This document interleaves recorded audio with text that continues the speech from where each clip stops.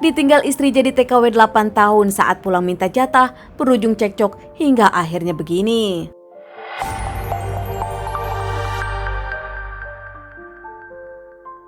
Asmi, pria berusia 55 tahun tinggal di Serang, Banten. Dirinya sudah menikah dengan Kholia berusia 45 tahun. Menurut para warga, Asmi ini memang dikenal ramah dan juga sering berkumpul bersama tetangga. Bahkan banyak yang menyukai Pak Asni karena kerap membantu, dari membantu lingkungan hingga dirinya pun kerap memberikan makan kepada anak yatim piatu. Bapak Asni sendiri memang sudah lama bekerja sebagai tukang ojek keliling, namun karena matanya sudah tua dan terganggu, hingga akhirnya penglihatannya mengganggu pekerjaannya. Pak Asni pun memutuskan untuk berhenti ngegojek. Tak ada pekerjaan, kini Pak Asni menganggur, sudah melamar sana-sini, namun karena umur tak ada yang menerima dirinya. Kini, kehidupan Pak Asni pun ditopang oleh sang istri yang memang bekerja menjadi TKW di Arab sudah 8 tahun. Kehidupan Pak Asni yang mengandalkan sang istri jadi TKW Arab, kini nampaknya Pak Asni dijauhi keluarga besarnya. Di mata keluarga besar Pak Asni dan juga di mata keluarga besar sang istri, Pak Asni dirasa memanfaatkan sang istri yang bekerja menjadi TKW Arab, sementara Pak Asni hanya ongkang-ongkang kaki di rumah. Kholia, istri Pak Asni, akhirnya pulang setelah 8 tahun menjadi TKW di Arab. Namun nampaknya kepulangan Kholia disebut berubah oleh sang suami Bapak Asni. Menurut Pak Asni, kini tak ada lagi tegur sapa antara dirinya dengan sang istri, bahkan mereka pun tak tidur bersama. Pak Asni sendiri mencoba mendekati sang istri namun sering menghindar, padahal sebelum jadi TKW sang istri romantis dan tak pernah begini. Di awal Pak Asni sendiri memaklumi sang istri yang memang baru saja pulang dari Arab dan masih capek. Namun lama-lama Pak Asni pun ingin dimengerti, hingga akhirnya suatu malam Pak Asni mencoba mendekati sang istri, ingin berbaja-baja dan ingin mendekati sang istri. Bahkan Pak Asni pun secara terus terang mengungkapkan ingin melakukan hal yang dewasa bersama sang istri. Didekati sang suami Pak Asni, nampaknya Kholia menghindar. Kholia menginginkan Pak Asni konsultasi dulu kepada Ustadz karena mereka memang sudah 8 tahun berpisah dan Kholia merasa ada sesuatu yang tak bisa lagi bersama Pak Asni. Harus konsultasi kepada Ustadz meskipun mereka belum cerai.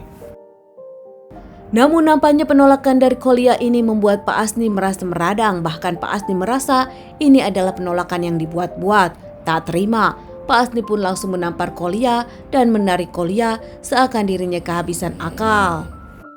Pak Asni langsung menganiaya Kholia, tak terima dirinya mendapat penolakan dan diceramahi oleh sang istri.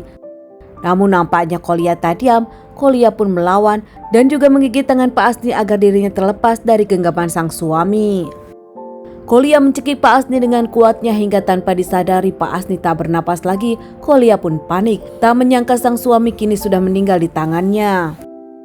Namun nampaknya cekcok dan ribut keluarga tersebut terdengar di tetangga, apalagi beberapa kali Pak Asni meminta tolong berteriak, hingga beberapa tetangga pun datang ke rumah Kholia dan Pak Asni. Kholia yang panik langsung saja bersembunyi di lemari dan mengunci pintu.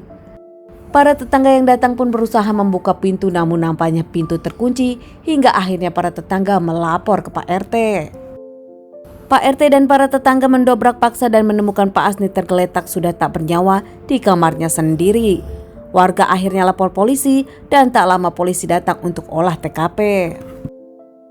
Menemukan jasad Pak Asni sudah tergeletak, akhirnya pihak kepolisian membawa ke rumah sakit untuk dilakukan otopsi. Menurut otopsi, Pak Asni memang meninggal karena kehabisan napas tercekik. Pihak dari kepolisian pun tak menemukan ada kerusakan dari pintu, jendela, hingga merasa pelakunya masih ada di dalam rumah.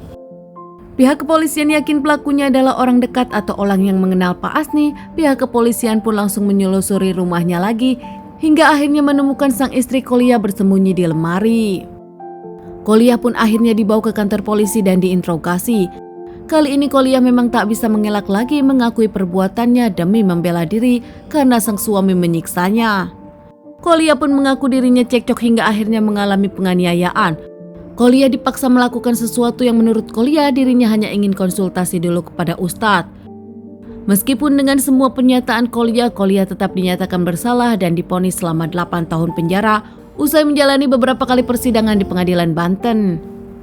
Teman-teman, sekian dulu kasus yang aku bawakan kali ini. Semoga ini bisa menjadi pelajaran untuk kita semua dan ditunggu bahasan kasus-kasus selanjutnya.